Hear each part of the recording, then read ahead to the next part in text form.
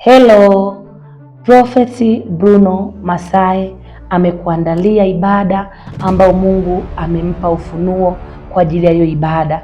Ni ibada nzuri na ni ibada maalum itakayofanyika tarehe 1 mwezi wa pili. Ni ibada ya wewe kuzungumza na Mungu na Mungu kuzungumza na wewe. Utaisikia sauti ya Mungu na Mungu ataisikia sauti yako. Mahali ni Iringa mjini, Kiesa Kiroro, Igeleke kwa Prophet Bruno. Ni ibada ya kufunguliwa, ni ibada ya urejesho. Mualike na mwingine na mwingine amwalike mwingine. Ukifika kuna kitu utaondoka nacho.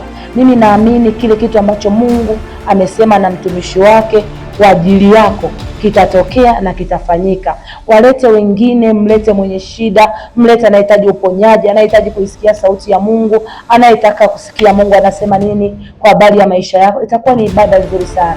Wakaribishe na wengine. Mungu anakupenda. Shalom, karibu.